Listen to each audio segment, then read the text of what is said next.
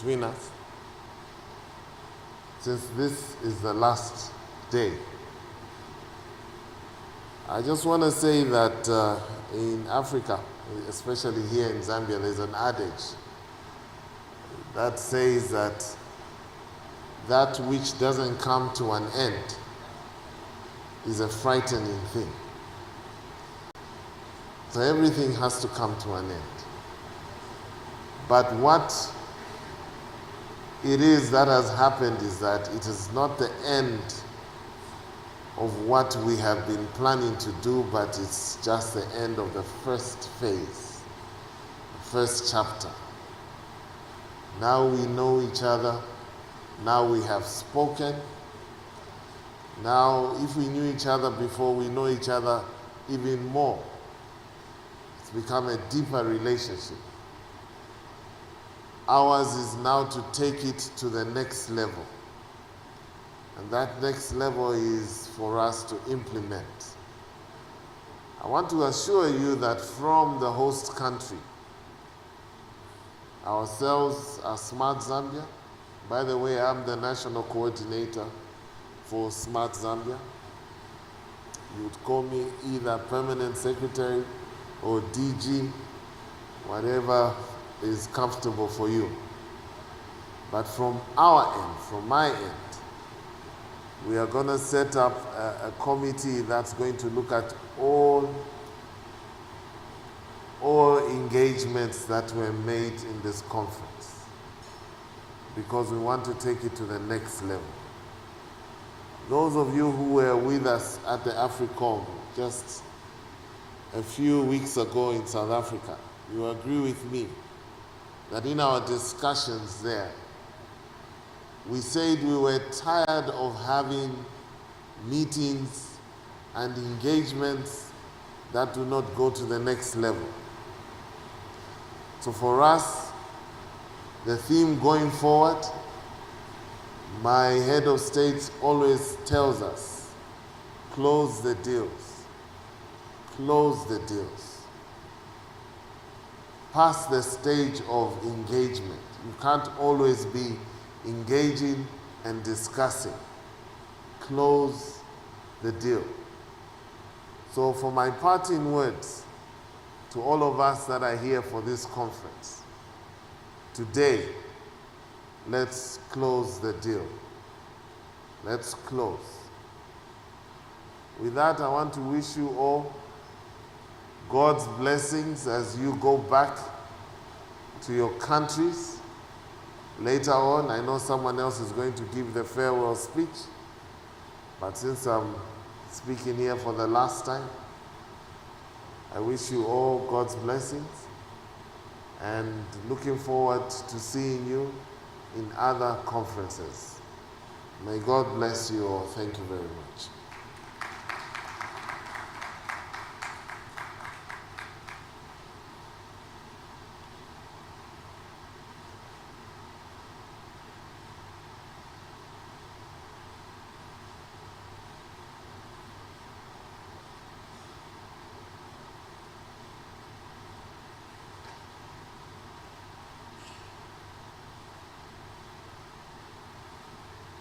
Thank you very much. That's National Coordinator Percy Chinyama. And as I say, we're just waiting for the Minister to come over because we're going to discuss UNESCO's Global Education Monitoring Report.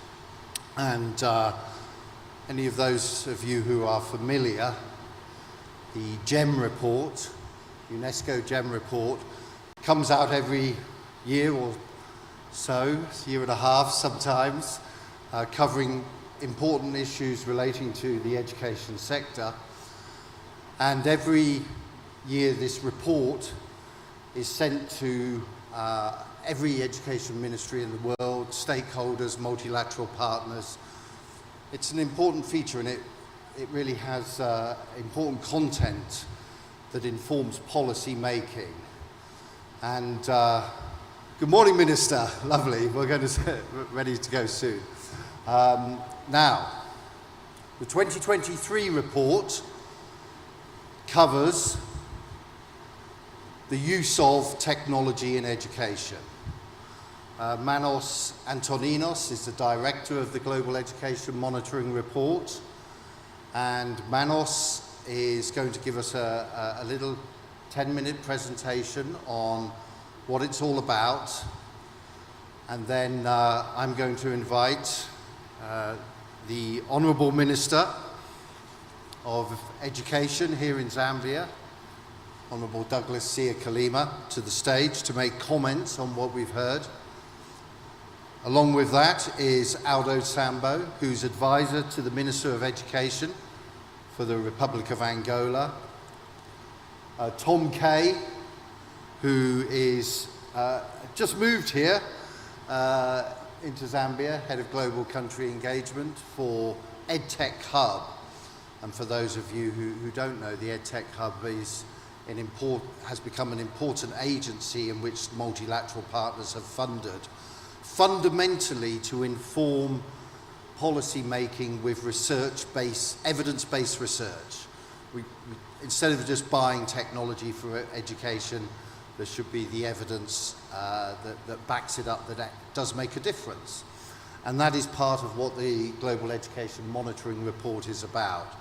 So before we bring our panelists to comment on that to the stage, I'd like you to give a warm welcome to Manos Antoninos. Manos, please.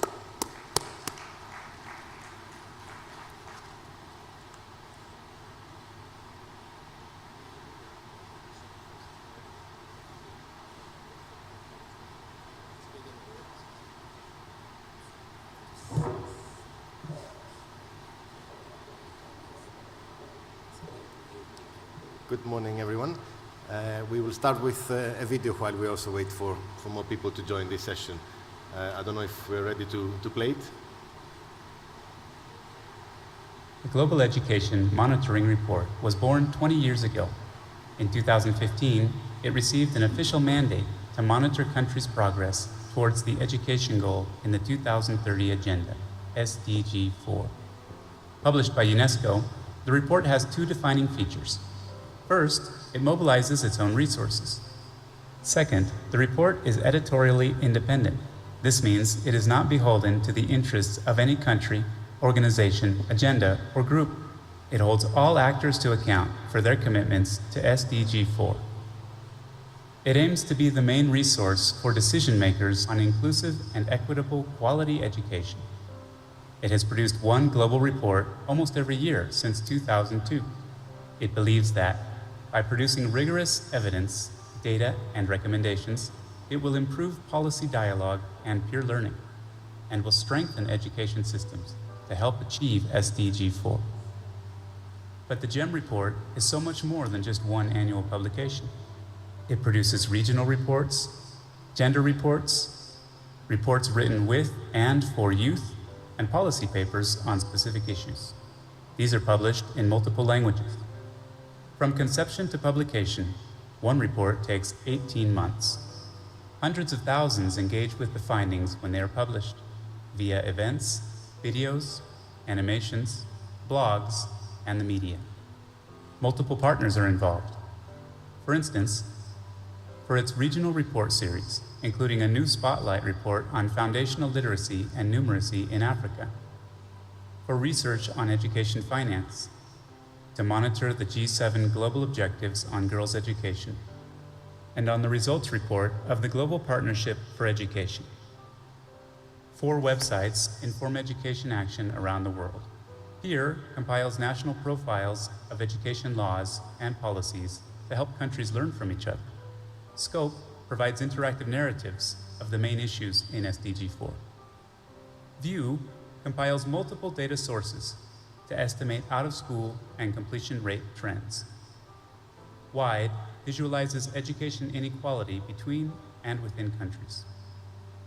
These last two activities are part of a strong partnership with the UNESCO Institute for Statistics that extends to helping countries set national SDG 4 benchmarks. These multiple outputs are extensively used for policy, but also for advocacy. The 2011 report turned the world's attention to education in conflict. It led to a new UN resolution recognizing attacks on schools as human rights violations. The 2013-14 report made the strongest case for a standalone education goal and emphasized the need to put learning at the heart of the SDGs. The 2020 GEM report fed into legal debates in Brazil and Spain to prevent children with disabilities from being segregated into different classrooms. GEM report estimates of the finance gap for education have driven donor contributions. These estimates have fed into multiple education financing campaigns around the world. There is much to celebrate from the past 20 years. Support the report and help strengthen its voice for change. Good morning, everyone. Thank you very much for joining this morning. My name is Manos Antoninis. I'm the director of the Global Education Monitoring Report, as you heard, and I would like, first of all, to extend our thanks to African Brains for the great partnership we've had for several years now, especially now with our forthcoming report on technology. And of course, the government of Zambia for being such a great host and making us all fall in love with this country. And especially, of course, the minister who's going to grace us with his presence on the panel. Have a presentation which perhaps we could load on screen. The purpose I'm here is to present two of our publications, one that is forthcoming and one that was just published last month. I don't need to tire you more because you had the chance to see at the video that the Global Education Monitoring Report is an editorial independent report that has the mandate of the international community to monitor progress on education in the international agenda, the 2030 Agenda for Sustainable Development. And we have two objectives: to monitor progress, monitor the indicators, but also to monitor the strategies that countries collectively agreed to embark on in the coming years. And that's why every report also has a theme which is selected by our advisory board, and which you can see here the themes that we have had in the last few years. The forthcoming report is on technology in education, and I have benefited very much from talking to several of you about your perspectives on this topic. So how are we actually going to approach the subject? We have a concept note that was launched earlier this year, and in that we, of course, acknowledge the importance of technology in achieving our collective goal. We also saw how much more important technology became in the pandemic. But we also acknowledge the divides that exist between some who are a bit skeptic about the value of technology and those who are really enthusiastic about it. So for that reason, the report will cover the issue of technology from two perspectives. First, and that's something that we often forget, is what is the education we want? And what are the main challenges, and can technology help us address those? And secondly, having identified that potential, we'll examine the minimum conditions. Just a passing note to say that we will also cover other technologies in this report outside education: energy, construction, transport, which also affect education systems. So coming to the first question, what are the main education challenges? The first is that of access, equity, and inclusion. We will cover the extent to which technology can help disadvantaged groups access education, and whether some groups may be left behind. But we will also cover the huge potential that technology offers to reach very rich material at very low cost in quantities that we had never seen before. We will then address the issue of quality, and we will distinguish two types of skills. What we call basic skills, those skills that education systems were supposed to deliver even before the advent of modern ICT technologies. But we will also look at the issue of digital skills, the new skills that we are required to have, and which formal education systems are struggling to find ways to help deliver, given that much of that is acquired outside education, outside the formal education system. We will also look at the aspect of technology in STEM, science, technology, engineering, and mathematics, how education systems, especially secondary, post-secondary education systems, help countries absorb and develop technologies. Of course, that's a vast theme, but we will cover some basic aspects. And finally, system management. How do education systems use technology, use data, particularly assessment data, learning data, to improve the way they manage their progress? Having established such a potential for technology, we will then look at the minimum conditions that need to be fulfilled in order for that to happen. And the first is guaranteeing access to technology. First of all, how do governments identify, take the right decisions, finance, procure, maintain, and ensure that all groups have access to technology equitably? Secondly, and related, we look at issues of governance and regulation. Such decisions are not taken by the Ministry of Education alone.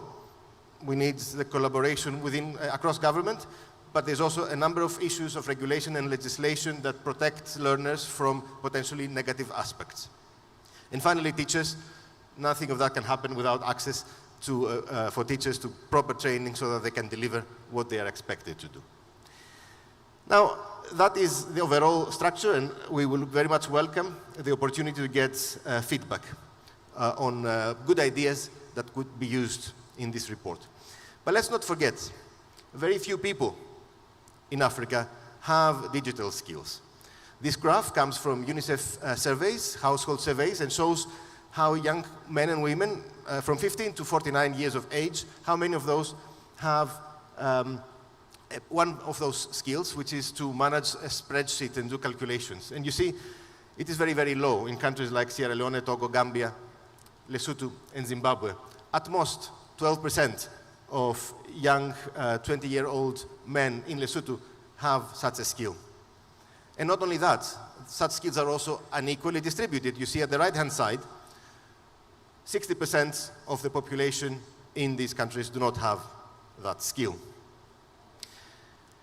What we also observe is that this graph shows how many of the 9 skills that the SDG 4 indicator on ICT competencies do people have.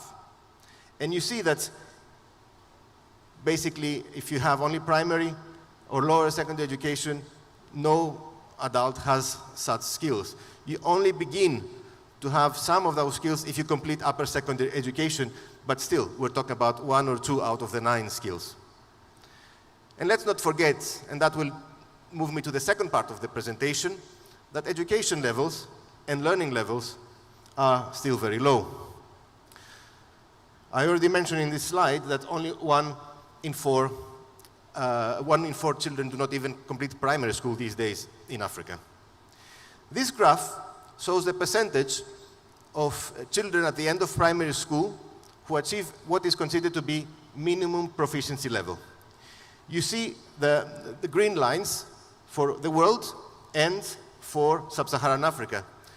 And you recognize that children in sub-Saharan Africa are 5 times less likely to have minimum proficiency in reading and mathematics than in the rest of the world. And that's a major challenge. Many people call that a crisis. We are often asking the question, is it really a crisis? What is a crisis? A crisis is when you are at a certain level and suddenly things rapidly deteriorate. But what we have done is to look at a very simple question that has been asked in household surveys in Africa over several decades. And we looked at how many adolescents who leave school after 5 or 6 years. So not the most advantaged, but those who leave school after just completing primary education. How many could read such a simple sentence? What we find is that there are some countries, mainly monolingual countries, like Rwanda, Madagascar, or Sao Tome, where most children who finish primary school, but not all, most actually have this basic literacy. But that has remained constant. You also saw those who finished primary school and had learned nothing. That was mainly in sub-Saharan, in Anglophone Africa, Western Africa. And then you saw a few countries where things deteriorated, but they're not the majority, they are the minority. So it's important to recognize that in Africa, learning levels have been low for a very long time, and they have remained stable. That was the focus of our report that we launched last month in Mauritius in association with the Association for the Development of Education in Africa and the African Union. It's called the Spotlight Report on Foundational Learning and on Universal Basic Completion. And for this report, we worked with 5 focus countries for which reports were published: the Democratic Republic of the Congo, Ghana, Mozambique, Rwanda, and Senegal.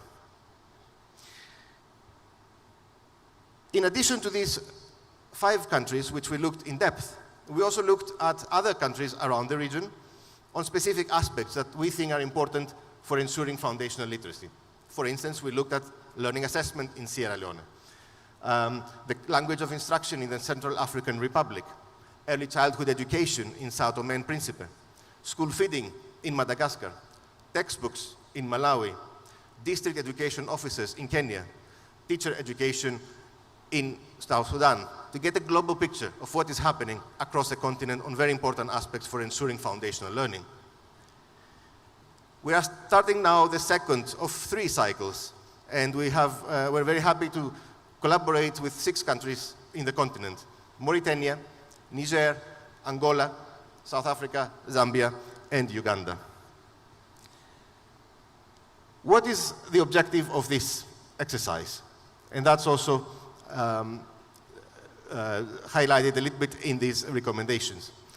We need to focus attention on some of the more fundamental gaps that still remain and prevent children from learning. Our recommendations focus on textbooks, where so many children still don't have. Teaching in the home language, a controversial issue, but is one that still leaves many children behind. School meals, which is gaining more attention. Plans that are really based on evidence. Teacher capacity, especially for the early grades, which has been underappreciated. Instructional leaders, how to make sure that school heads and district education officers focus on learning and on administration. And finally, aid that should focus on building institutions and not be short-term. But we also have an 8th recommendation, and that's why we're all here today, really, which is the need to learn from each other. As part of this Spotlight report, over the next 3 years, thanks to the collaboration of the African Union, we're trying to establish better peer learning mechanisms, or let's say improve the peer learning mechanisms that exist already for the continental education strategy in Africa, to make sure that they really focus on solutions that can be cross-national and will benefit all countries.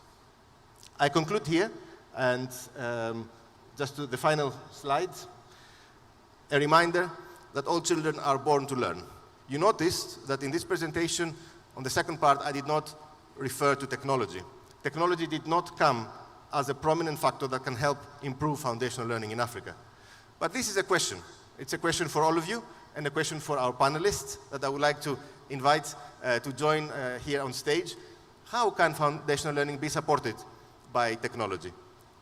So with that, I would like to kindly request the panelists to join me on the stage. I'll give you a hand, Manos. Right. Honourable Minister, please come to the stage. And if we could also have Aldo Sambo, the advisor to the Minister for Angola. Please, Aldo, come. We have Tom Kay from EdTech Hub. Tom. And we have John Kimoto, who was part of the digital literacy program in Kenya, and I was head of educational media for the Kenya Institute of Curriculum Development. So what we're going to do is we're just going to do 30 minutes now, a 30-minute quick Q&A session on the key issues. If you put it on 30, the timer, please. And Manos is just going to get feedback from our panelists, because we'd like to start the next panel on multilateral investment in 30 minutes from now. So Manos, we're going to do 30 minutes Q&A, and I'll leave it with you. Thank you very much. Thank you. Thank you, John, and welcome to the panel. The questions are very simple. We just want to hear your perspectives, but first of all, starting from the Honourable Minister, please share with us what have been key steps that you have taken to improve the access to technology, but also what are the challenges that you may have faced in Zambia. Thank you. Maybe we can start with the challenges and not the steps, because it is challenges that actually make you do the steps. One of the challenges have been in most of our schools, especially peri-urban and rural areas, is the connectivity or to having electricity. So that has been a challenge. And you know, where you have no electricity, you cannot have internet. That has been the biggest challenge over the years. But what we have tried into a few areas is really to deal with the solar system, which at least is helping. But we cannot say that we are there. We're still itchy to meet such challenges. They are still there. Secondly, it's about infrastructure. Our tele-density is quite low. Infrastructure in that we do not have internet literally everywhere in many parts of our country. More so, access to digital services, digital devices. We have acquired a few. We have so many primary schools, more than 10,000. So to get to every child, it is still a problem. We were just talking about foundation learning. How can we do that? Over a long period of time, people would go and see a computer or a tablet where they're at the university. So that becomes a challenge about using technology.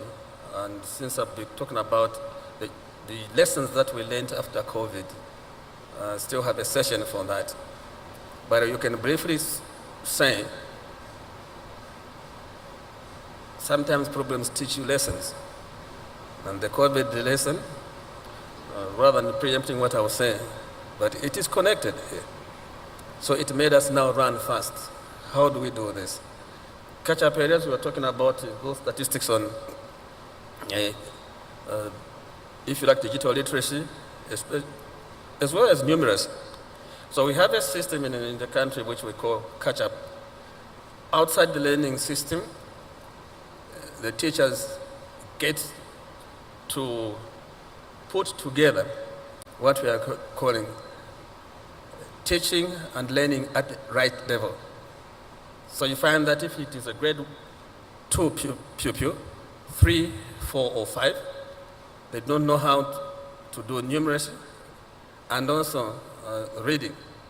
We put them together, rather than age or rather than grade. So outside the normal school system, they learn together until they catch up. And I think that when we went to the United Nations, we were part of the panel that actually presented to say that more than 3,000 schools at that time of research had done this catch-up level system. How we envisaged that we could have had technology before they come to school, because they walk to go to school to do that catch-up. So since the school system is from 8 to 12 hours, so they come at 7 hours away from school system, or after 14 hours.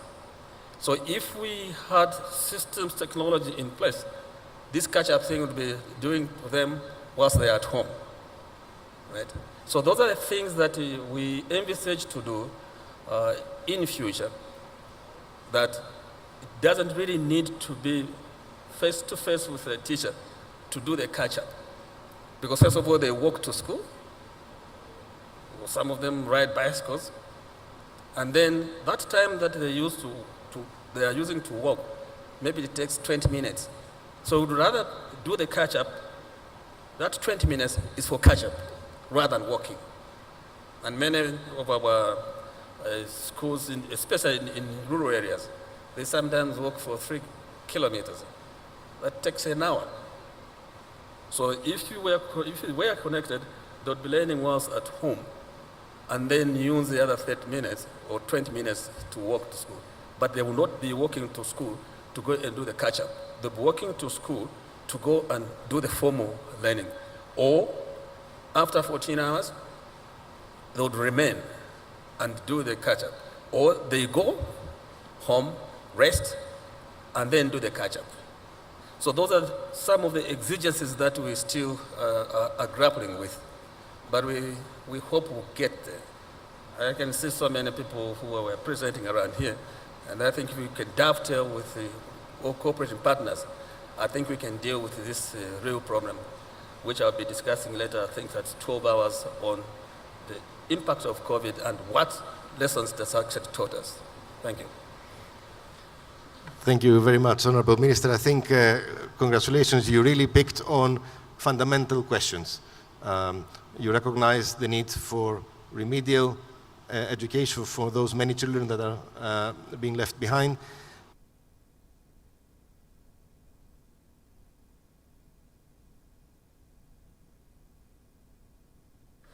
And you also mentioned how technology can help potentially by saving us time, because often for many children, the lack of progress on foundational learning is that contact hours are too limited. And maybe technology can offer that solution of how to minimize the amount of time that is wasted and could be used for learning. I'm looking forward to exploring more when we collaborate for the second cycle of the Spotlight, the experiences you've had from this catch-up program, which is really one of the good practices that we know in the continent. So let me come to you, Aldo. Let's try now to focus the question specifically on how I ended in my presentation. What is the potential, in your view, of using technology to improve foundational learning outcomes? What are the potential entry points?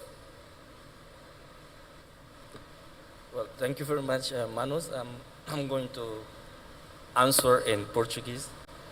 Eu penso que... So, please use your headphones for translation from Portuguese to English. I'm not sure if we all know the channel, right?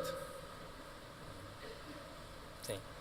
Eu, em primeiro lugar, gostaria de destacar aqui, durante a apresentação do Manos, sobre o relatório do GEM de 2023, especificamente os relatórios Spotlight, African Series, da participação de Angola na próxima edição. Nós, com muito agrado, recebemos este convite da diretora adjunta da Unesco para a Educação e acedemos, portanto, junto da equipa do GEM, para que Angola possa também aferir como é que está a questão da tecnologia para as aprendizagens. Portanto, como todos os outros países em África, a Covid foi fundamental, foi crucial para acelerarmos os passos rumo à introdução das tecnologias na educação. Mas, antes de falarmos do papel da tecnologia para as aprendizagens básicas, nós pensamos que deveríamos analisar primeiro como, de facto, podemos medir, como podemos avaliar os resultados das aprendizagens básicas, porque esse tem sido um grande desafio para nós, para os países africanos, determinar as razões do fraco aproveitamento no ensino básico, portanto, de poucos níveis baixos de aprendizagem fundamental nível básico. E aí nós pensamos que a tecnologia deve ter um papel a jogar. Deve ter um papel a jogar, e quando ouvi durante a apresentação do Manos de que um dos pilares do relatório da Monitoria Global para a Educação, GEM, para 2023, será também a gestão do sistema. Então é necessário nós termos estatísticas para conseguirmos aferir a nível do sistema como corrigir a planificação, a avaliação, por exemplo. Então, nesse sentido, gostaria de dizer que Angola, apesar de estar ainda a dar passos tímidos no que toca à introdução das tecnologias no ensino fundamental. Angola criou uma plataforma de ensino e aprendizagem virtual o ano passado, que é denominada Xilonga. E esta plataforma foi desenvolvida por professores e alunos das nossas escolas de técnico-profissional de tecnologias. Portanto, com um grande input, com um grande financiamento do próprio Ministério da Educação. E esta plataforma, nós colocamos dentro dela os manuais do ensino primário, textos de apoio, disponíveis não só para os alunos, mas também para os pais e encarregados da educação, como para toda a comunidade acompanharem, portanto, a aprendizagem, o processo de ensino-aprendizagem do seu filho. Essa plataforma chama-se Xilonga, e estamos nesse momento abertos, aproveito para falar aqui aos parceiros presentes da área da tecnologia, para receber mais conteúdos, para enriquecer a plataforma, ao mesmo tempo que esta plataforma ainda é um repositório apenas, ainda não é interativa. Nós vamos precisar de ter maior conectividade para garantir que a mesma seja interativa, em que o professor possa entrar e conversar com o aluno, o pai possa aceder e verificar conteúdos de aprendizagem, níveis de aprendizagem.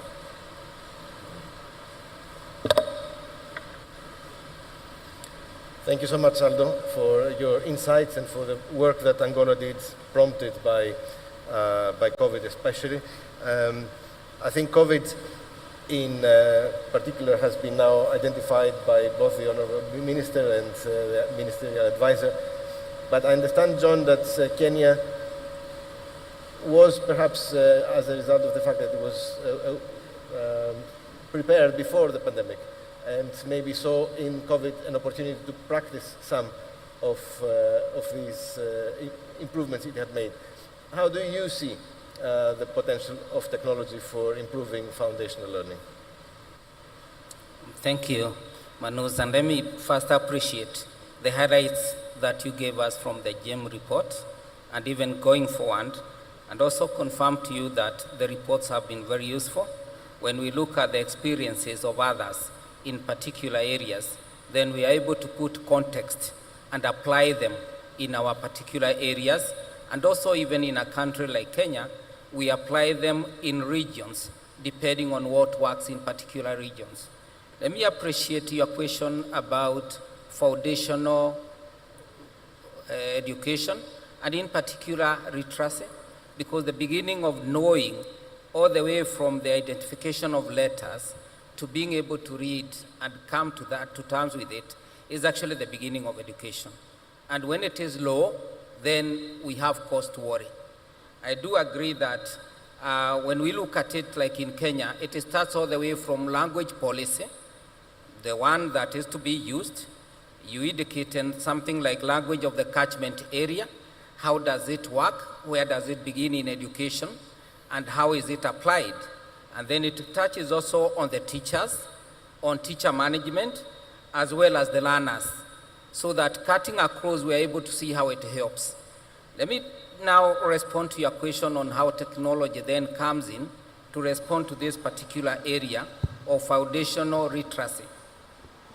In our case, we have been able to put it that the beginning language is the language of the catchment area, but also focused on the two major languages that are there in the country and constitutional. And because they are also languages of the African Union, it is English and Kiswahili. And taking learners through that, then we have brought in the digital literacy program where the learners have devices, irrespective of how remote or how far the place is. The devices are there, but again, capacity building of the teachers. And how do we continuously help the teachers to know how to teach literacy and how they are faring on, and by so doing, we use all the methods that are available in technology, starting from SMS on the phone to WhatsApp, which is the social media, including radio and television. And engaging teachers that way, then we are able to help teachers to know how to pedagogically implement the literacy. But in a particular, I want to give example of the learners in the classroom. Learners in the classroom in Kenya, they have books. We have succeeded in having the ratio of 1 learner, 1 book in every subject area in the entire primary and secondary school. And that way then it helps the learners when it comes to literacy because they have this book to go with even at home. And therefore that engagement goes forward. But to even improve this by using technology, we have all our curriculum support officers who are at zone level and the quality assurance officers also. They have devices, simple devices, tablets that they go with. And after looking at how the language is being taught, they are able to pick out some learners and be able to make an assessment. We have a tool that does that assessment and look at the 4 domains of reading, comprehension, writing, as well as speaking, and is able to average on the acquisition of those competencies and be able to map out. Even at the ministry headquarters, we are able to see it. In case it is a place where there is no connectivity, the device is able to store the analysis for even 3 weeks. And once they are able to pass it on, then we are able to institute interventions based on that. We are not yet where we would like to be. We would like to be in a situation whereby the learners themselves have the devices, and this particular tool be applicable in all digital devices, including phones. And therefore, on real time, we can be able to assist a learner, and the education managers then can be able to institute interventions on the domains of literacy that are not doing very well. That is our wish going forward. Thank you, John, for providing us with this comprehensive view of how we need to link the objectives of education with the tools that can help improve the effectiveness of the interventions. Because I think, as you maybe also noticed from my presentation, it's important to ask first, what are our education challenges? And then ask, do we have any technology tools to help, rather than do the opposite, put the technology first, because that does not always lead us to the most effective, efficient solutions. So thank you for that. Let me then finally pass the word to Tom, who represents the EdTech Hub program, which we are also very proud to partner with in the preparation of this report. You heard, of course, already from Tom what the EdTech Hub is. So maybe you can also provide your perspective. What, in your view, are the most promising views on the technology application for foundational learning, especially given that your insights also come from other low and middle income countries outside this continent? Thank you so much, Manos, and thanks to my colleagues on the panel. It's a real pleasure to be speaking with you all. I may repeat some of the comments that some of my colleagues here have made, because I think they deserve re-emphasis. And I'll start with one that you made in the presentation, Manos. And that is that there is a learning crisis, if you happen to use that word or another term, where 86% of students at the age of 10 in sub-Saharan Africa could not read a simple sentence prior to the pandemic. 86%. That's now increased to 89% post the pandemic. That's 9 out of 10 children who cannot read a simple sentence by the age of 10. So, where does that lead us to when we're talking about technology and education? We need a real focus on the education part of technology and education, as my colleague John and others on the panel were alluding to. We don't need technology for technology's sake. We want to make sure that in the design of any technological solution, we're really focusing on how this will drive better learning outcomes for students. And this is where the EdTech Hub tries to add a small contribution to the field. Our focus is on generating more and better evidence about what works, for whom, in which context, and why, when it comes to the use of technology in the education system. And the real focus there is on that evidence piece. We've spent tens of billions of dollars over the last 5 or 10 years on the development of technology in education. The problem is we're not seeing a commensurate increase in learning outcomes. This is money that is being not thrown away, but is being invested in something but is not delivering a return as expected. So what we really need to do is make sure that any investments we're making are so closely tied to learning outcomes. Now, one example of this is connectivity, and I'll be a little bit controversial here. There's no evidence that currently exists that investing in connectivity leads to better learning outcomes. Connectivity is a tool. It is a tool that should help to deliver better content, that should make processes more efficient. But at the moment, as it stands, we don't have any evidence globally that connectivity leads to better learning. So this is a challenge to all of you in the audience. If you are investing in a technology that is leveraging internet, or if you are a policymaker or a minister, sir, who wants to invest in connectivity, please also in parallel invest in the research to understand how that is actually impacting the learning in the classroom. I'm not saying it won't, I'm not saying it can't. What I'm saying is we don't know how that has a return on investment yet. And I think another thing on the connectivity front is really important, just to mention in passing. Please don't use education budgets on connectivity. Turn to your ministries of planning, turn to your ministries of finance. We already know that we have limited budgets to spend on education service delivery. Get the other agencies who are invested in national development to really focus on that. So let me come back after my little focus there. How can education technology help? And in our eyes, there's 3 or 4 main areas. It can make the good practices that we already know work really well more effective, more efficient, more equitable, or, on occasion, more innovative. And I think those first 2 are really important, more efficient and more effective. In particular, some of the areas that we've seen a really good investment is the use of technology to support the training of teachers. Many of the countries in sub-Saharan Africa at the moment are going through substantial reform programs focusing on the shift from a rote-based curriculum to a competency or skills-based curriculum. That requires a massive retraining, even of the best teachers, to be able to deliver that competency-based or skills-based curriculum. And so using technology to support teacher professional development through communities of learning is seen to be a really effective way of leveraging technology. It can be quite a good way to deliver better learning for students, because teachers now have more skills and more ability to deliver better learning, leading to learning outcomes. I think another thing that is really important that our colleague from Angola pointed out is the use of technology for assessment. So at the moment we have a lot of students returning to classrooms who have had breaks of 1, 2 or 3 years depending on the country, and we don't actually have a knowledge of their learning levels as they return. Already in many classrooms in sub-Saharan Africa you have students who are in grade 1 through to grade 6 combined in the same classroom because of infrastructure limitations. Technology can provide a really good way to deliver formative and even summative learning assessments to help teachers better understand the levels that their students are at, so that they, when they have the skills and ability, can teach to the specific level at which the student is able to learn. And I think that's really important, that differentiated learning approach.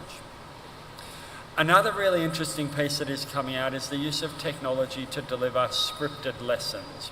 So particularly in areas where teacher competency levels are not very high, they can be equipped with different types of technology, sometimes radio, sometimes television in a classroom, projectors, even tablets, to deliver scripted lessons to students. So regardless of the capacity of the teacher, the students get a more equitable learning opportunity across many classrooms because teachers receive more guidance through this technology on how to deliver learning. So there are a number of different pieces there, and I'd be happy to talk with anyone in the room about more specific technologies, but I will finish by saying there are a few areas that we're really suggesting that ministries and technology companies are focused on in the short term. Number 1, sustainable learning outcomes. How can the technology you're developing, delivering or implementing deliver sustainable learning outcomes over time? How can it make learning more equitable? How can we ensure that technology solutions deliver the opportunities for the most marginalised children girls, students with disabilities, children in remote and rural areas, how can technology support them to engage in the curriculum? Cost effectiveness. How do we make sure that the technology that we're investing in is cost effective? A lot of the technologies that I'm seeing, you're looking at $50, $60, $70 per student to deliver any sort of learning outcomes.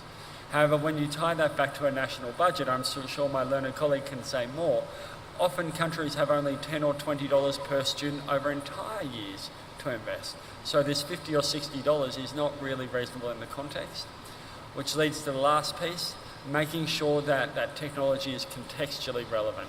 We can't take a piece of technology, implement it in Pakistan, and deliver it here in Zambia without some kind of alterations to better align with the context we're working in here.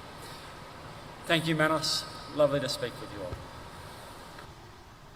Thank you, Tom, and thank you to all our panelists. I think it was a very engaging discussion raising this most important question. We need to tie, as Tom said, our investment in technology to learning outcomes. Let us not lose that basic fundamental question, because there is a challenge in African education systems. Of course, it's a challenge that has to do with many social and economic factors, but there are also education factors and things we can do to improve. And we heard from the different panelists how education systems, of course, have these key entry points through which they can achieve learning. It's the curriculum, and we heard the pedagogy, and we heard the example from Zambia about the program that provides support for children to catch up, and the potential for such programs to have a bit more technology, perhaps to become more efficient. We then heard from curriculum, of course, and pedagogy, you need to have the teachers trained to be using those instructions to make progress in the classrooms. And for that, we need teacher professional development. And here, technology clearly seems to be having a very important role to play by making distance education programs ever more effective than they have been in the past. And that also contributing to equity, because you can reach also teachers even in the more remote areas who before had to travel, but now could potentially go to the local center and get good quality teacher professional development. And finally, you have assessment. And there are, of course, many applications of technology in assessment. Not all are perhaps suitable for African countries, in the sense that some require too much technical expertise. But there are definite entry points that can make sure that it is easier for governments to understand where they start from and where they might be able to be in the next 5 to 8 years, by 2030, let's say, at least the Agenda 2030 deadline. With that, I would like to thank you very much again.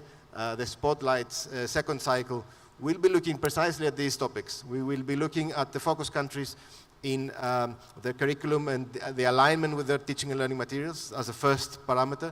We will be looking at teacher professional development and teacher guidance, with particular focus on teacher guides, where again, technology can have a potential to make them easier to use. And finally, we will be looking at assessment systems.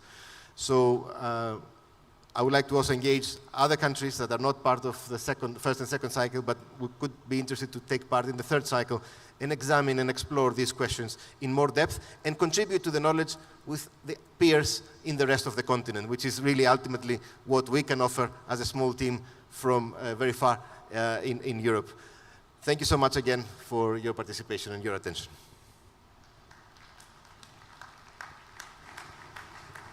Thank you very much, Manos, and I know that was short and sweet, and also our Honourable Minister will be returning at midday. We're going to talk about some lessons learned from the COVID pandemic. Thank you to Aldo, thank you to John, thank you to Tom, and I know we've, as I said, nice and short and sweet, we've kept to schedule, and Honourable Minister will return at midday. Thank you very much, Manos, and as Manos pointed out there, all the consultation is still going on for the GEM report, and anybody who wishes to contribute to the UNESCO GEM report, please see Manos here, because the content is very important. It's advised and used by ministries of education all over the world. We're going to move on to, before the morning coffee break, a little bit about multilateral investment. What has been the progress and impact of large-scale education projects in Africa? And in that regard, we see many major projects. There's the general improvement of quality of education project in Ethiopia. There's the huge big Tanzanian project, which is, I think, around about $500 million implemented by the World Bank. 330 million of that is for improving girls and gender equality and girls' education. And we have here in Zambia, we have the Zambia Education Enhancement Project. It's been going a few years, and the second phase is about to begin soon. And I'm sure the Permanent Secretary will correct me. I think there's around about $140, $150 million of further funding for that second phase. Then there's the Ghana, in Ghana, the Ghana Accountability for Learning Outcomes project. I saw on the World Bank site that was about 170 million. So I'd like to invite our panelists to come to the stage, and I will start off with the Permanent Secretary, Noriana Munenku, PS, who is the PS for Ministry of Education here in Zambia. Please give the PS a warm round of applause. And then we have Ama Nkweteta. Ama is the Secretary General for the Ghana National Commission for UNESCO. Ama, lovely to see you again. Ama, please come to the stage. And we have Joe Bourne, who is the Chief Technical Officer for the Global Partnership for Education. Obviously, the GPE needs no introduction. The last round of financing in London in July 2021, that was about $4.5 billion. And we have Musonda Chipalo. And Musonda is the Principal Investment Officer, the regional lead for the International Finance Corporation, which, as you know, is part of the World Bank Group to access large funds from the private sector and from the capital markets. But we're going to have an introduction from the worldwide head, the general manager of the Global Industry Group for Microsoft.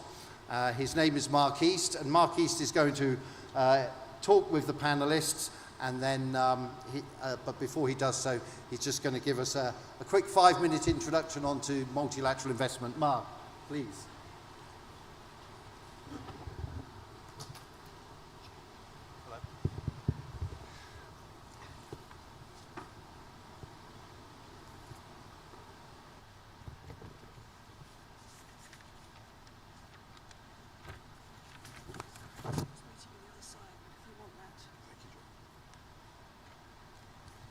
Well, good morning, everybody. Thank you for coming along this morning. On behalf of the panel, to all the distinguished guests, ministers and officials, welcome, all protocols observed. So the first thing I want to say is, why are we really here at this event? I'm sure all of you may have your own personal reasons for coming here, but I think the general response would be that we're all interested in how technology can improve student learning outcomes and skills, and how it can drive the local economies. And why is this of value, coming together to meet with us? Well, I believe that fundamentally it's public-private partnership which is going to drive the real change in all of the countries through Africa, and the ability for us to come together and talk about and share and see how we can be mutually supportive is very important. I want to talk a little bit about economics just to try to set the scene.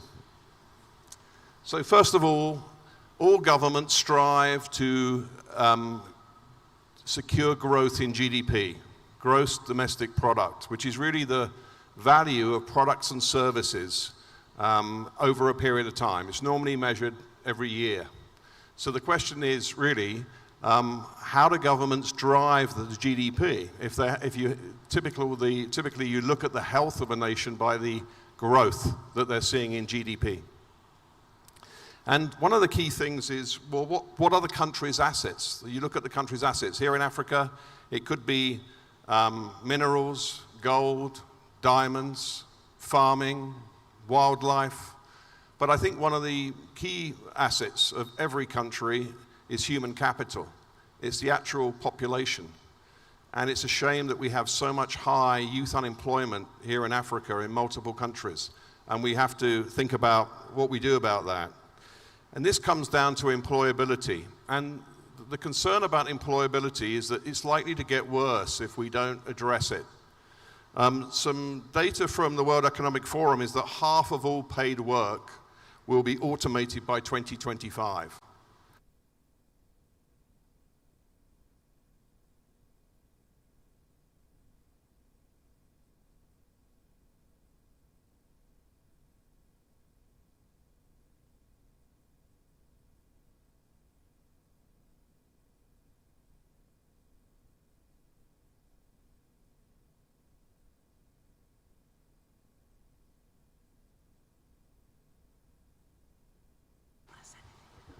Hello, I'm back.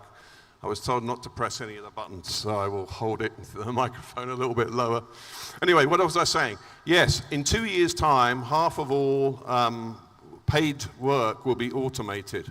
Now, it might be a little bit slower to happen in Africa, but it's a frightening statistic, and we all need to be mindful of it. So, this is why, really, this panel is so important today, because I believe the only way that we can fund and drive innovation is through investment. Many countries don't have the immediate capital to be able to spend money to drive skills and ensure that students have all of the key skills that they need to improve the employability. I loved the President's comments on the first day where he was talking about what I call entrepreneurship. I think he called it financial literacy, but it's all about entrepreneurship and how we build that in, and that has to be a key core part of the curriculum going forward. So how we're going to run this, I'm just going to tell you in a second what Microsoft are doing here. I'm going to introduce, I'm going to ask the panel to introduce themselves, maybe make a statement on this topic, and then I'm going to ask them questions, and we'll go one by one. So what Microsoft are doing to help? We believe that we have to build a holistic plan with ministries of education. And when I talk about holistic plan, we're keen to see if we can build a digital transformation plan for all K-12, all higher education, all TVET in a country.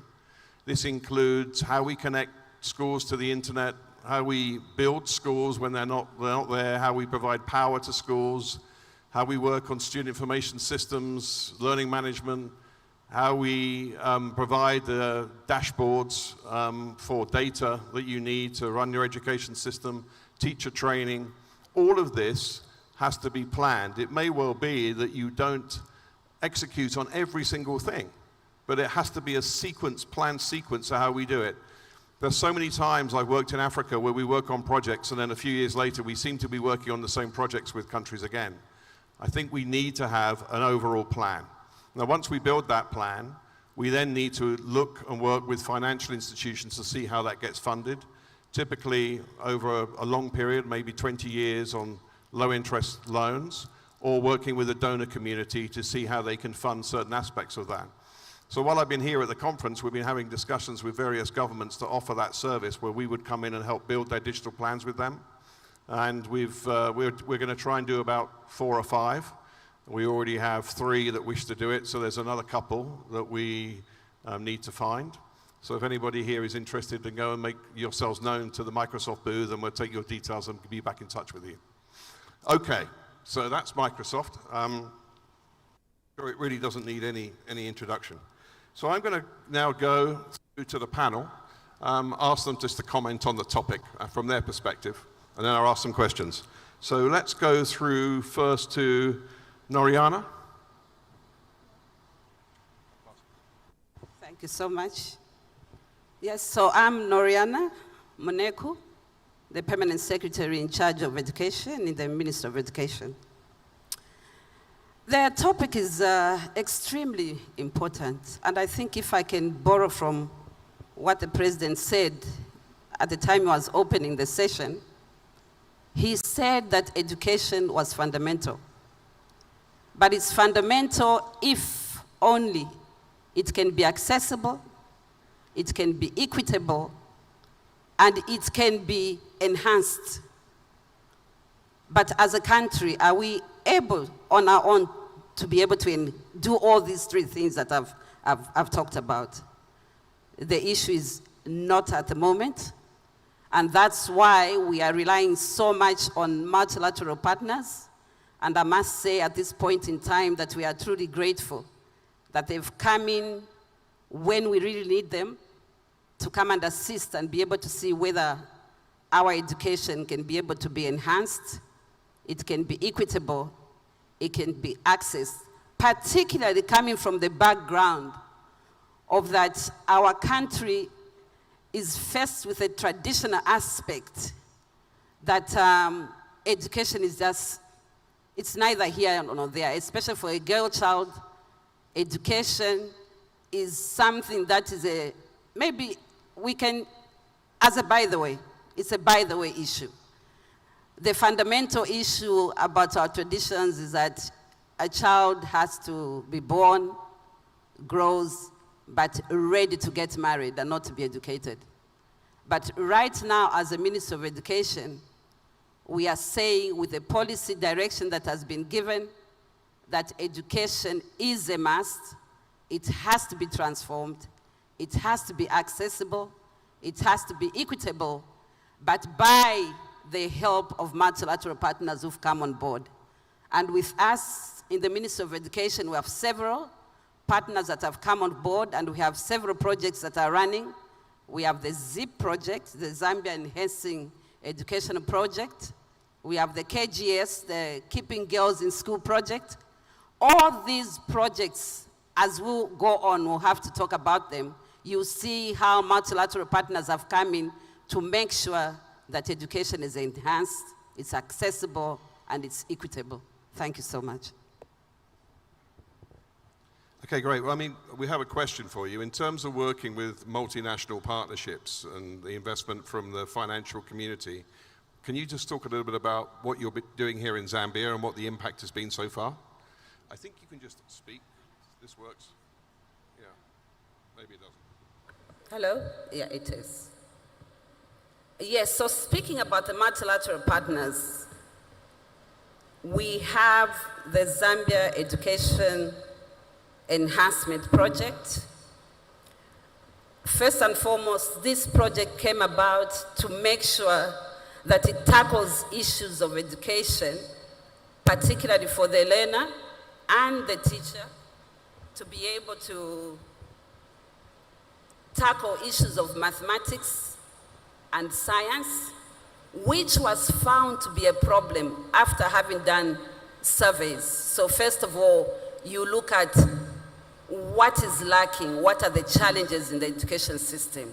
And for us, we noticed that the most challenging was accessibility of a learner and a teacher in enhancing mathematics and science. And we now came to grips to say, but what is causing all this? We noticed that the teacher, at the end of the day, was not adequately trained enough to be able to tackle these issues and to be able to transfer what they've been trained to the learner so that the learner is impactful and able to actually be able to perform well in mathematics and science. So after the baseline survey was done, it indeed proved that the teacher was not adequate enough in the way he was trained, and there was need to enhance areas of mathematics and science, and also to make sure that as the learner is being taught, that the learner taps into an adequately trained teacher to be able to have an output that actually will be able to deliver at the end of the day. So the ZIP project brought in partners who brought in initially an amount of 98, if I'm not mistaken, $98 million. But right now, as I speak, we are now going to the second phase. It is now moving from that figure to 120 million US dollars. Now, has there been an impact? The answer is yes. Before the COVID came into play, a survey was done, and we noticed that after having put in all this, training the teacher in mathematics and science through multilateral assistance, and then be able to, the teacher deliver to the learner, we did actually notice that there was improvement from the ratio that was actually before the teacher was trained and after he was trained, there was a huge improvement. But suffice to say that when COVID hit, that improvement could not be transferred to the learner because COVID hit, and as a result, those results couldn't be enhanced. But however, what should have happened next is that we should have had another survey to now see whether really the impact was being felt in the way it should have and in the way the earlier objectives were set. But there is a total improvement, and for the ZIP project, what is it that has been done for the improvement to be seen? It's not just teaching the teacher and enhancing on his knowledge, but it's also infrastructure was enhanced. So they decided that we'll come up with 82 schools constructed in 7 provinces out of the 10 that we have. And these schools properly equipped with modern equipment, laboratories equipped, home economics departments equipped with every single facility that was required. And these are actually more in the rural areas because that's where the gap is. When we actually distinguish the difference between the urban area and the rural area, you find that the rural areas are lacking where education is concerned. So that's where most of the monies have been placed, and all these projects regarding building of schools and so on, they've actually been enhanced in the rural areas, and the impact has been felt. So we are seeing, after that, an increase of over 20,000 learners coming on board after the project came into being. So yes, there is a lot of improvement. I know we are talking about ZIP, but I would also want to go a step ahead and talk about the KGS, because that's another project that also talks about enhancement of knowledge in the learner, but this time in a girl child, because traditionally a girl child's position was to, get married at an early stage. As long as she's attained puberty, the next stage was to get married. So we realized that she also needed to be in school, and KGS came into being, into making sure that we mop up all those girls that are sitting idle in the rural areas and wherever they are, and be able to make sure that they attain school. And whether they have been pregnant or they were married, if they're interested, this project also says that they should still come on board and be able to learn. And what that has done is that there's been an enhancement in what they are giving to make sure that the girl is kept in school. I remember the first day when the session was opening, former President Jakaya Kikwete said, how do we keep the child in school? And this is another form of keeping the child in school, because we've enhanced on whether it's fees that goes towards this child, whether it's school uniforms that goes towards this child, whether it's shoes, whether it's books. It's been packaged in such a way that all that is given. And this goes to all those families that are in social cash transfer, what do you call it? Social cash. Catchment. Yeah, catchment, so the vulnerable setup situation. So those are the ones. So if they have children in those households, that money goes to this girl child to be able to be wooed back into school and to be able to learn. Now, this year, what is even more important is that we have agreed with a multilateral partner that instead of just allowing this child, because previously it was just at primary and secondary level, it has now gone beyond primary and secondary level, they'll be able to fund this child right up to university or college. And the multilateral partners have released funds in such a way that we'll be able to pay even tuition fees at the college, whether it's registration fees at the college, whether it's meal allowance at the college, whether it's boarding school at the college. All that is being paid for to make sure that the impact is felt and that the child will be able to access education right through up to the time when he finishes his university. Thank you so much. That's great. It was interesting, actually, because when you start to do these projects, the immediate goal might be teacher training or trying to get girls into school and stay in school. But there are other benefits. I remember there was a project we were doing in Kenya where we were connecting rural schools through technology we call TV white spaces, where we're using the channels of the TV to provide connection in rural schools. It's quite amazing technology how it can be used.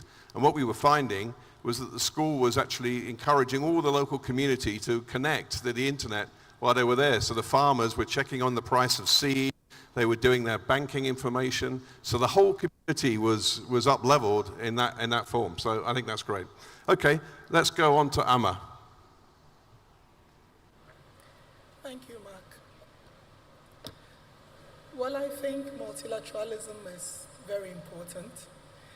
It's been important since the 1940s, and the SDGs have only served to renew its impetus.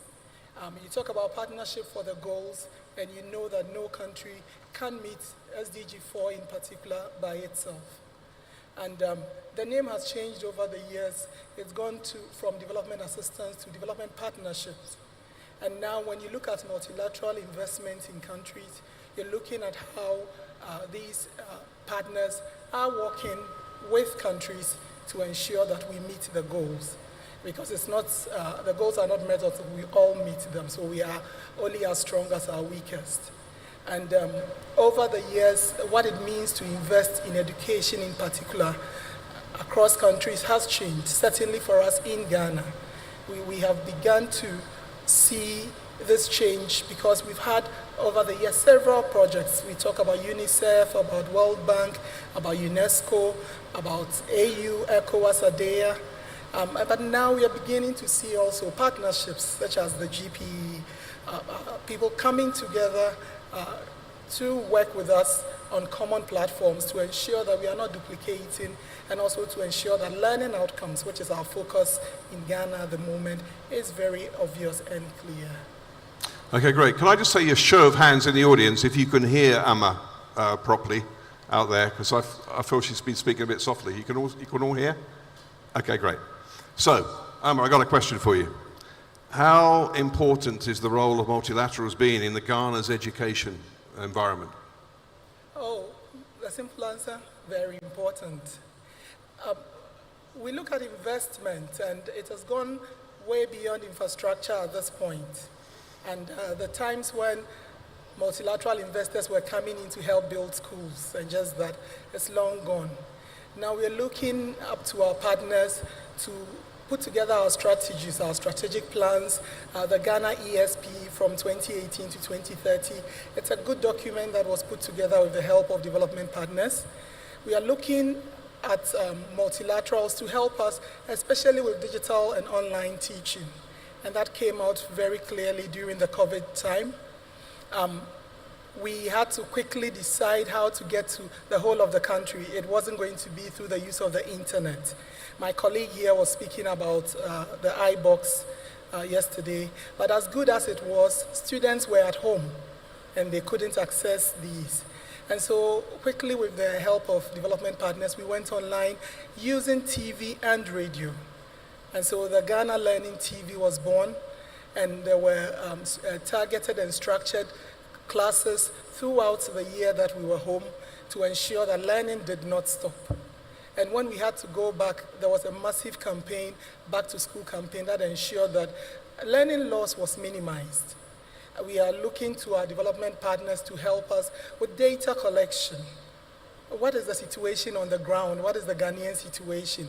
We do not want to import wholesale what has worked in Zambia, as beautiful as it is. What is the data telling us? And how can we then use this data to design programs that will work for us in country. So the leadership and the investment is going into human capital as well, our teachers. The teachers are at the center. It's important. At the recently ended Transforming Education Summit, the importance of putting together even a teacher commission came out very clearly. And we're doing a lot with our partners to ensure that teachers are trained not only digitally, but also to ensure that learning outcomes are improved across the country, not only in the cities, but also in the underserved areas. And so the importance of investment in our education, I could go on and on. It is so important. We are walking the walk with our partners because we know we need them. And it's important, I must say, that these solutions are homegrown. We are not importing. We are sitting down at the table and saying, this is what we think Ghana needs, this is how we would like to do it, and that is how we are rolling it out at the moment.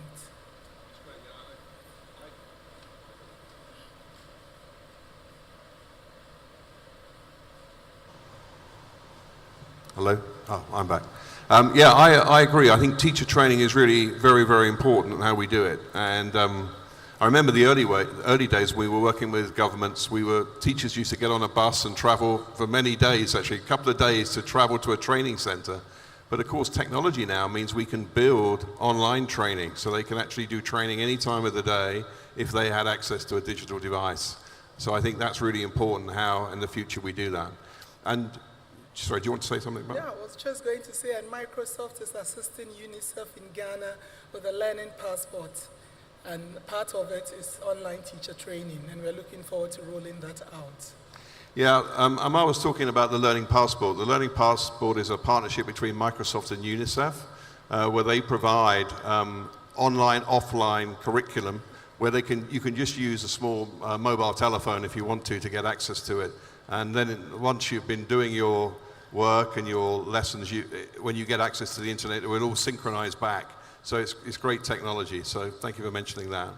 And I think data is really important. I remember when I was working with finance ministers to try to persuade them to invest, they would say, well, show me the impact. And it's hard to do that unless you can do the measurement. And I think the fact that we now can start measuring using cloud technology, the data, and have dashboards so we can actually start seeing the impact, I think that's very important. I got one last question for you. These projects where you're targeting digital and online teaching materials, can you just talk a little bit about that? Well, yes. How are they? How are they? And the Gallup, for instance, it's obvious that a lot of research has told us that next to the student, the teacher is the most important factor in learning outcomes. And so the student has to learn, obviously. But if you really want to ensure learning outcomes, it would have to be with the teacher. And so I think as it stands now, in excess of 41,000 teachers have been trained under Gallup, and it's targeted, so these trainings are different. Depending on the area, it may be online tools, it may be ensuring that the teacher himself, herself, has the skills to deliver in times of emergencies, remotely. The teacher has the skills to deliver even face-to-face. And so rather than, like you said, bus the teachers to one location, this training for 40,000 teachers for the first time was done online. And as they begin to get more comfortable, we have a very strong mobile telephony permeation in the country. So whilst we do not have broadband everywhere, almost everyone is on WhatsApp. Everyone can access Zoom. And so we are leveraging on these to ensure that teachers are getting the training. Obviously, it's been 2 years now, but we've started ensuring that teacher training, teacher education itself has the right skills to ensure that the teachers we are churning out are ready for the world of digital learning. But we are working also with the teachers in the system at the moment.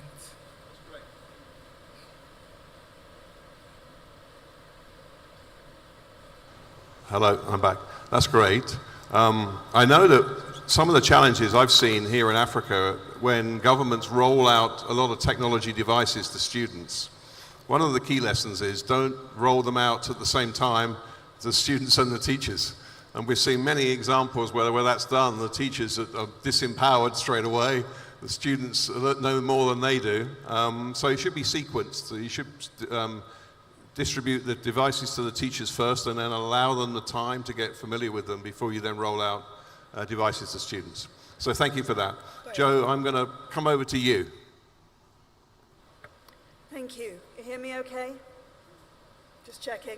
And thanks, Mark, for mentioning the Learning Passport, which is a really exciting piece of work. And I've got to put a plug in here to say that GP is actually financing some of that work through UNICEF, both the rollout during COVID and in a few specific countries.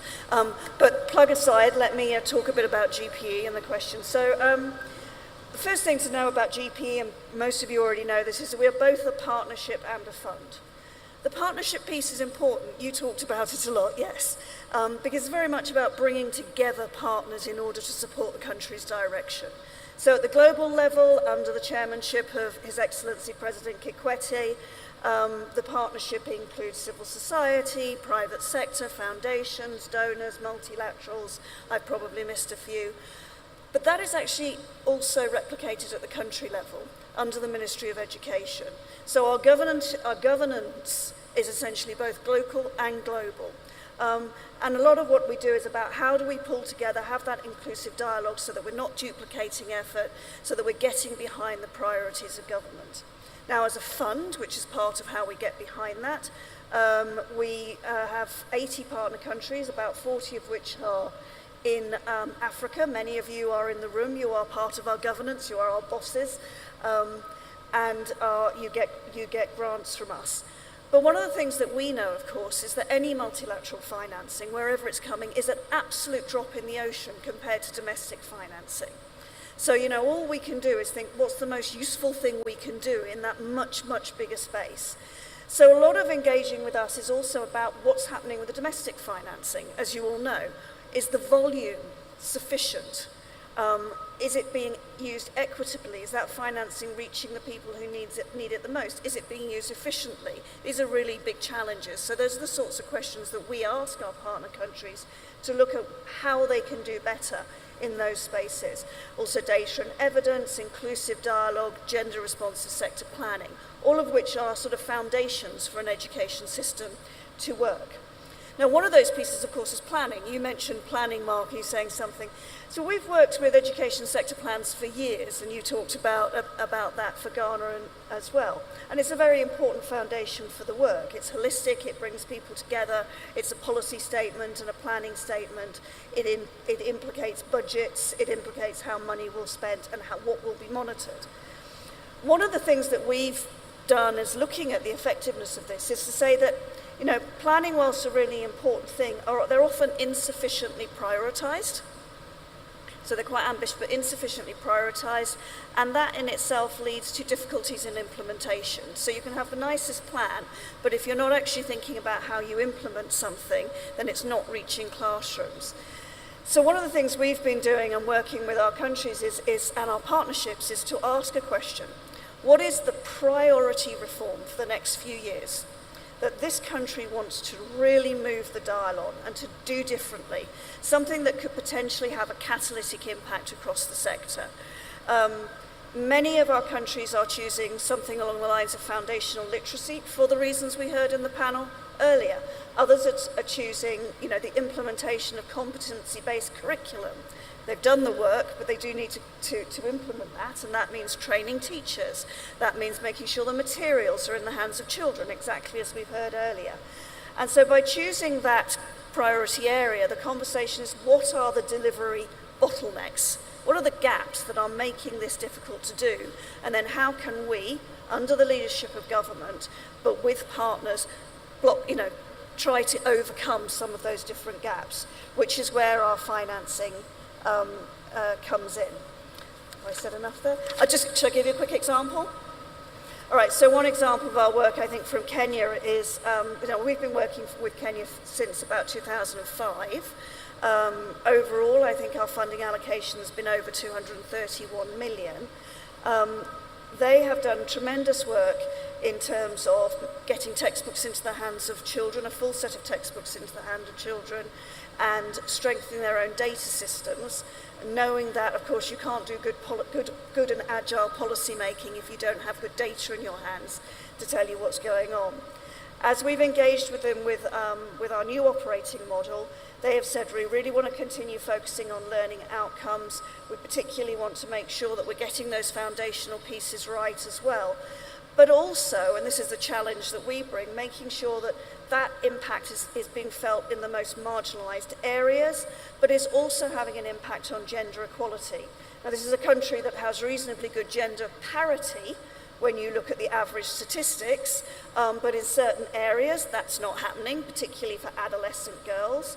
But there's also issues that are of gendered in nature around violence, around early marriage in certain areas, and so very keen to lean in on those pieces as well. So, you know, as we move forward with them, we'll be working with them on scaling that up, again, with textbooks, with teacher training, and with this big focus on working in the most disadvantaged areas.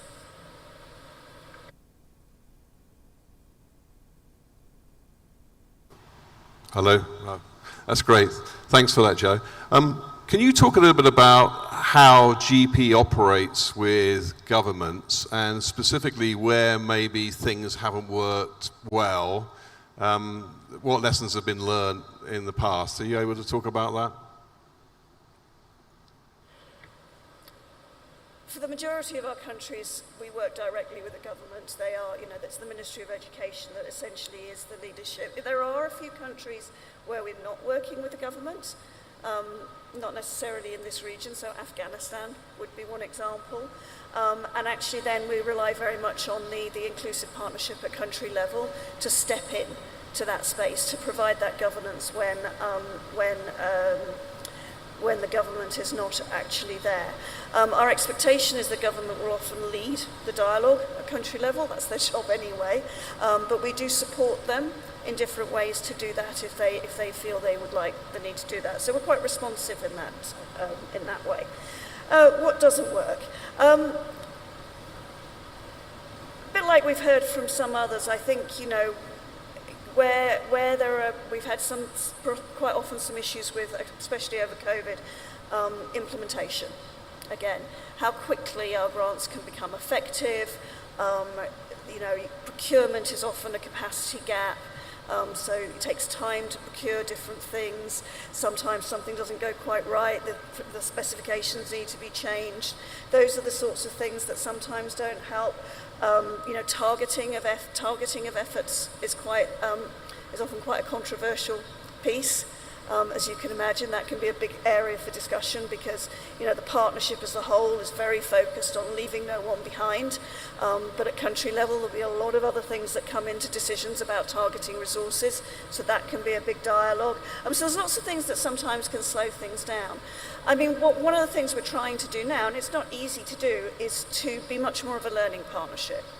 So when our board of directors, and particularly ministers of education, said, what do they want from us? They said, be ambitious, be disruptive, be innovative, be a learning partnership, bring the assets in together. Learning is difficult if you don't have agile data. So that's another important part of actually being in that space where we can work with governments and say, okay, this thing didn't work, how can we course correct?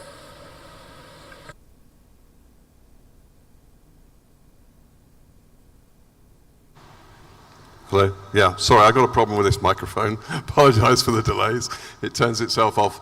So my question is that education systems are quite complex. So what needs to be done to maybe make them more resilient?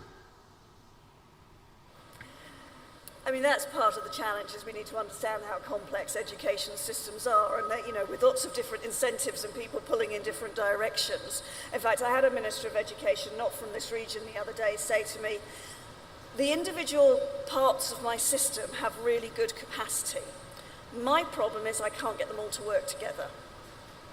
And that's incredibly perceptive. And a lot of what we've been talking about, if you look at the WDR from a few years ago, the World Development Report, it said act on evidence, focus on learning, align actors. And if we can get behind government leadership in your alignment of your actors behind something, that's where we might see see something happen. But you talk more about resilience as well. So 3 points on that, I would say. I think the first one is context is everything. Amma, you said it as well. In every single country, there are different gaps in delivery. And those countries need to know what those gaps are. Sometimes they're technical, sometimes they're institutional capacity, sometimes they're sort of political areas where it's difficult to maneuver.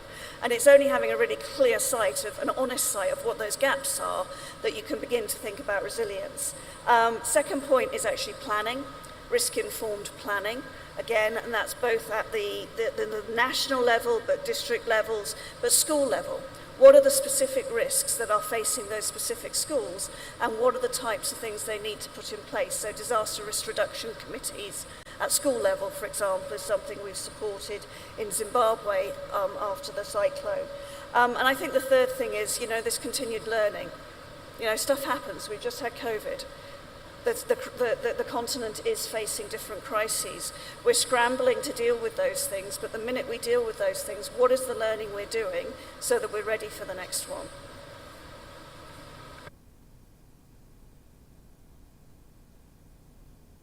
I'm not touching any of the buttons, I promise. I think it's interesting because when we actually work with ministries, one of the things that we have to understand is that they're still trying to do their day job.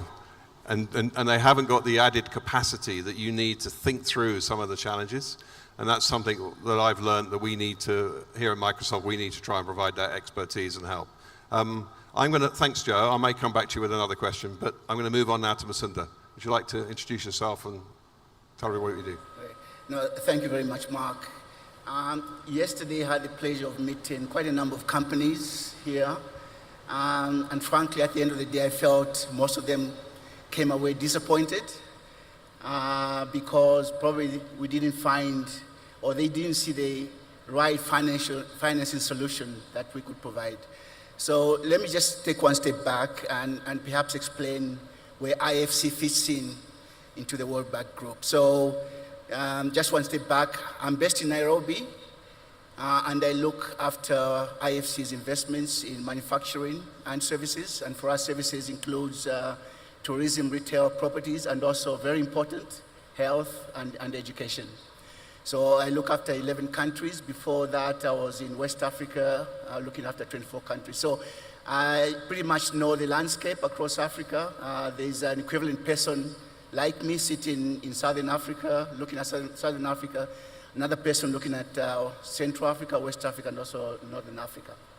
So in a nutshell, the World Bank Group, where IFC belongs, consists of several entities which are very important for development. We all pursuing the same mission to help countries develop, but we do it in a different way. So the so-called World Bank, which everybody here knows, essentially lends to government. So most of the people I met they had great products, which they were selling to public institutions, were selling to ministries. And the question was, who's going to finance that?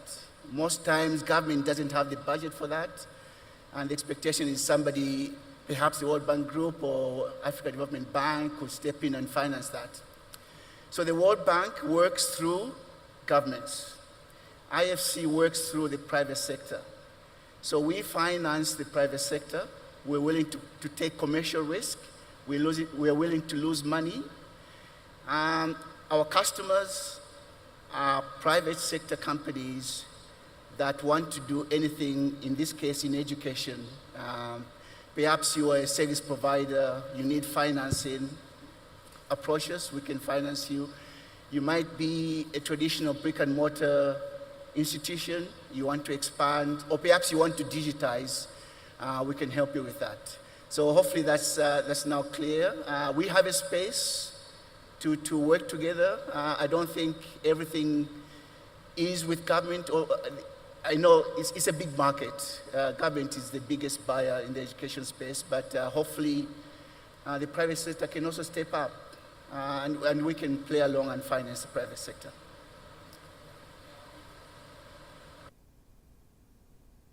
We met yesterday, and I learned a lot from your organization.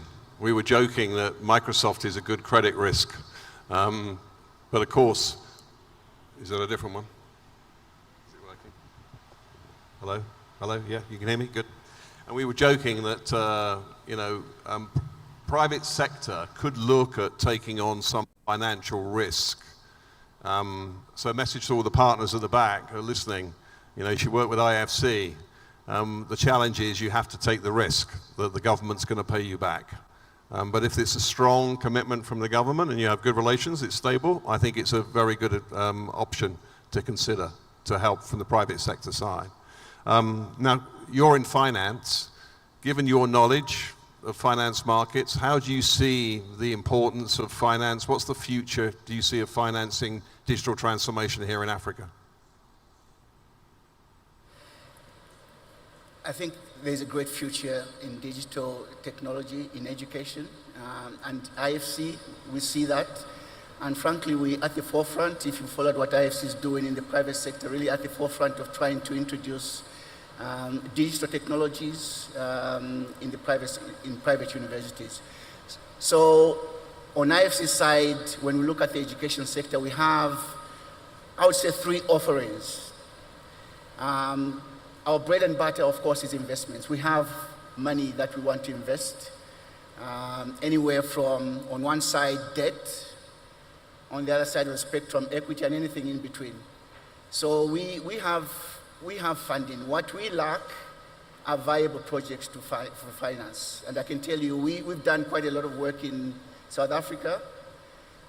We've done a couple of projects in West Africa, Ghana, for example. We're trying to do much more, and we can do much more. It's really just try to find those projects that we can finance. So on the investment side, I think it's quite clear. We're open to finance anything. We also have a second offering, which we call it advisory services. This we provide not only to our clients, but also to non-clients. Generally, the expectation is that once we provide advisory service, we'll be able to invest in that company as well. So things that are uppermost at the moment, employability. Is a curriculum suited to the future workforce or labor requirements? So in IFC, we've developed something where we take an institution through that and help them to tailor the curriculum to the needs of the workforce. We also are helping traditional institutions, universities, colleges, tertiary institutions to digitize. I think everybody saw what happened during COVID, where if you went online, really you suffered greatly. Those that were online made good progress, and their business had really just skyrocketed. So we trying to roll that out and see how we can systematically take you through digitization.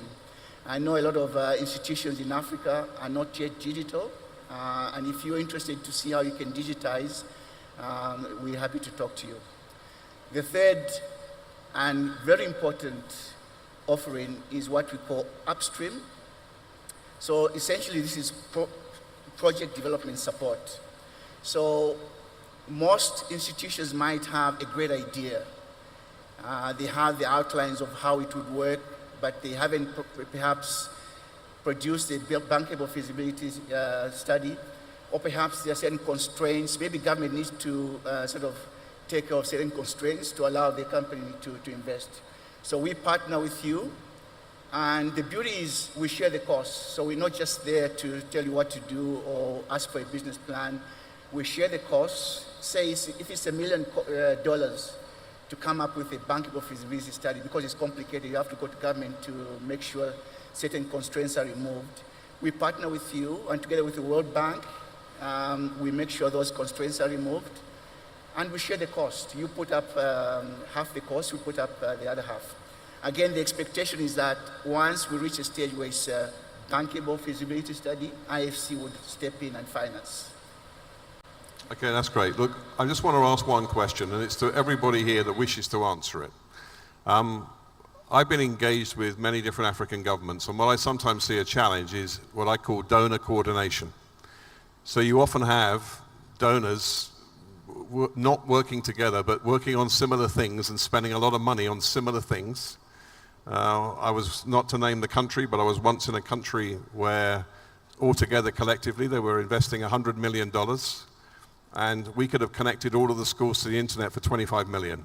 So it's an example, it's a challenge, I think. So I just wondered if any of you wanted to comment on a point of view on how this should be approached. Whose responsibility is it? Is it the Ministries of Education responsibility? Is it the donors' responsibility? How does this get fixed over time?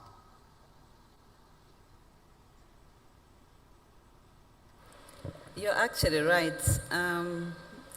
I'm very new in the Ministry of Education, but I've noticed exactly what you have put across, where you find different partners, but all emphasizing on the same thing. Earlier I talked about KGS, its enhancement, accessibility of education. You are talking about ZIP, it's also enhancement, accessibility of education. But more so now, we are also, something that I thought I would go and I'll talk about later, is the digitalization of our systems so that we're able to enhance the education sector. But yes, partners are doing more or less the same thing. Calling it differently, but pointing at the same. So who do we blame? Maybe we should be saying, if they come to us, perhaps we should guide and say, such and such a partner is also doing this. Perhaps they could sit together and be able to see how best we can enhance that situation. Or I'm sure they know each other. They know the needs. They know what they do. They also could be able to be talking to each other so that they strengthen. I can imagine if they all put all eggs in one pot, it would go a long way, because we are reporting to this partnership, talking about the same thing. You're also trying to report to the other partner, talking about the same thing. There should be a way in which they can all speak one language and be able to strengthen what they are doing. But at the same time, I don't know how it can be done. The only problem maybe could be they are different sectors, but they are doing the same things, one or the other. For us, maybe, yes, we take the blame as well. Maybe we haven't been honest enough to say what you are telling us is exactly what the other partner is saying. Maybe we could be more open and see how best we can galvanize and strengthen things. Maybe it can go a long way if we did that. So it's both sides. Okay, as we're running short of time, but Joe, I would like you to make a comment on this one. I think you said it all. It's a huge problem in many countries, and the knocking on the door of external partners takes up time of ministry, on a continual basis, and it's something I've been in this sector for years, and it's something we've worked on and not quite cracked yet. I think, where we see positive things, use of pooled financing, not a huge number of countries are doing it, but where donors are putting all their money into the same pot, it also starts to bring in better sort of discipline around joint mechanisms, reviewing, using the joint mechanisms, not having separate mechanisms, joint missions. I mean, all of these things make a difference if the partners, as you say, are joining up together. I also would agree that, the government has some responsibility there as well. And I think part of that responsibility is really tough, is also to say, no, this is not, that's duplicative, or if you want to do that, join with those people, or actually that's not really good use of, we appreciate your resources, but it's not perfect use of our resources. But we're never going to get the ideal world when donors are continually held accountable to somebody outside of the country. So an important part of this is actually how we strengthen the mutual accountability at country level together to the citizens of that country. And that's, certainly what we try to do. It's not always easy. We also give governments some support if they wish to help with coordination. Okay, great. I know, Amar, you wanted to make a comment on this. Yes, I wanted to give 2 examples quickly of how Ghana is doing it. And with the donor agencies and development partners, all initiatives targeted towards ICT in education goes to the government agency for ICT in education. So they're able to tell you clearly who is doing what our priorities are. And so what you're bringing must fit in our priorities, otherwise it's a soft no.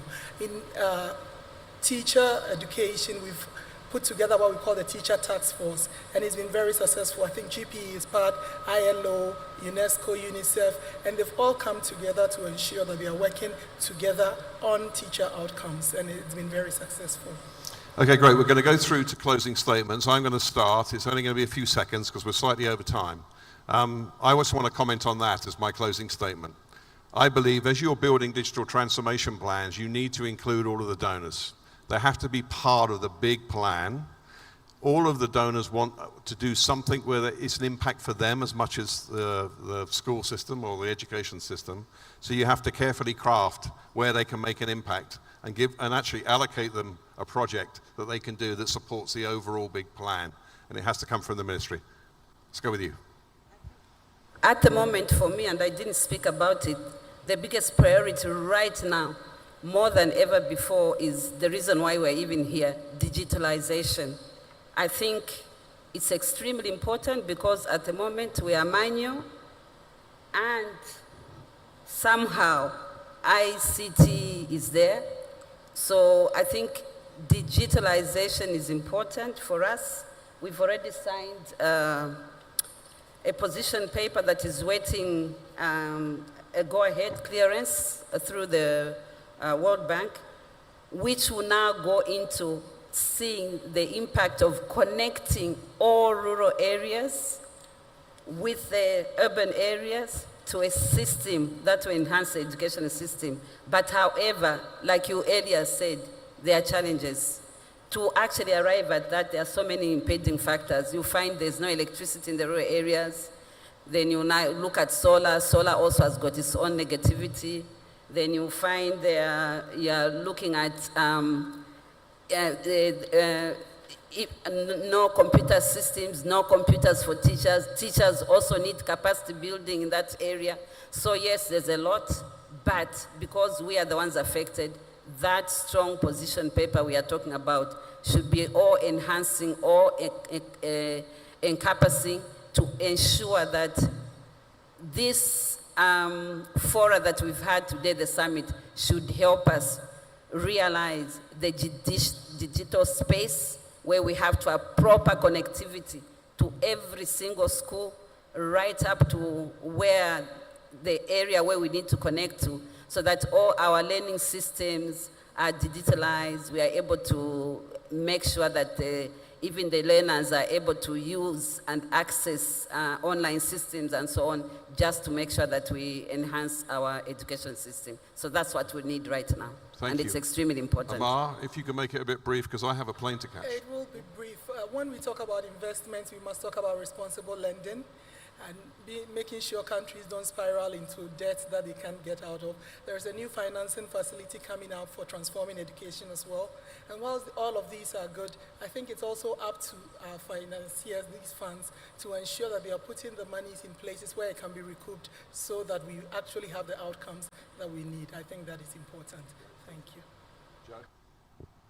All right, I'm going to take the advantage of just speaking a little bit about the ed tech and the private sector. I think big pieces for me, design for context and in coordination with what's already happening on the ground. Keep the focus on learning, the actual education outcomes, not just reach, but education outcomes. All of the things we just heard from the ed tech hub, cost effectiveness, etc., and for equity, and also, let's keep focusing on teachers and teacher skills. Yes. No, thank you. So we're looking for innovative ideas. We have the resources, you have the ideas, you are the entrepreneurs. Just because government is your ultimate customer doesn't mean we can't work together. Let's think outside the box and see how IFC can come in and support you. Okay, well, thank you to all the panel members, and thank you to you, the audience, for listening so intently. Thank you very much. We are a special school situated in a rural area. We have 10 Thank you very much. Offline, no updates. Windows on Snapdragon laptop up #1. The learners are participating fully. It's same as a cellular phone. You just click, then you can connect. All the updates will be just there. Give the child education and you'll be sure that the child will be able to compete.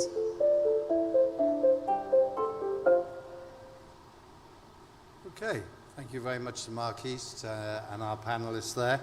which included the Permanent Secretary to Education here in Zambia, that's Noriana Munenku, and Joe Bourne, the Chief Technical Officer of the Global Partnership for Education, Ama Nkweseta, the Secretary General for UNESCO in Ghana, and Musonda Chipalo, who's the Regional Director for the Regional Lead for the International Finance Corporation. Now, I'll just say a few words to give you a feel for the rest of the day. You might have noticed some younger people joining us here in the audience, and they come from a couple of universities and high schools that are being represented.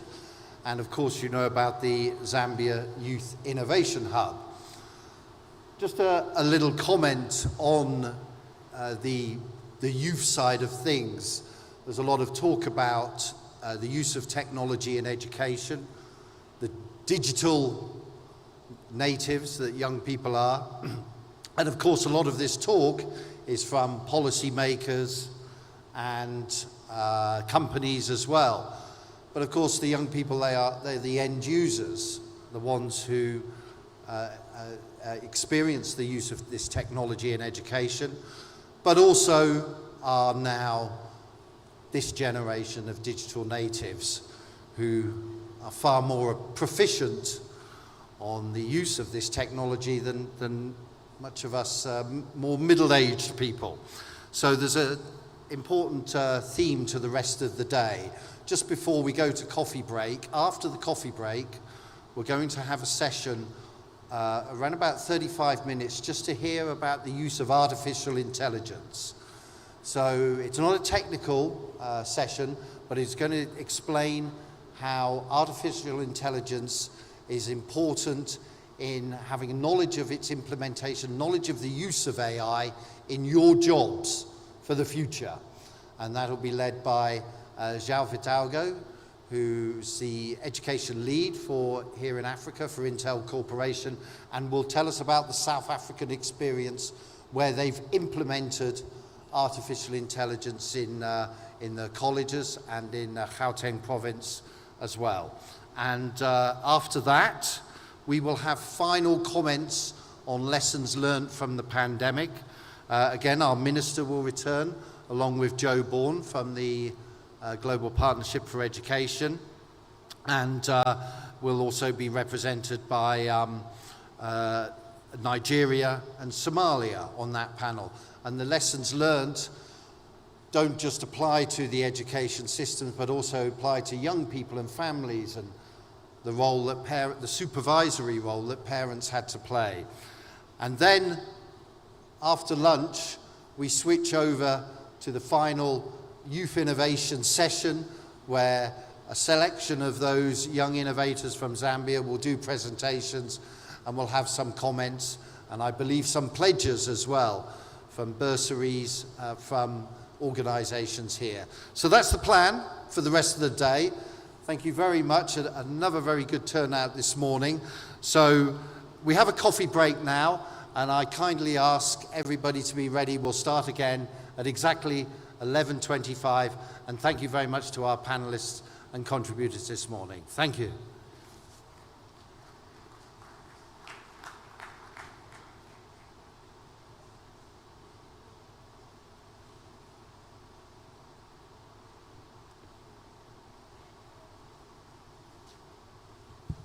Yes, coffee is served.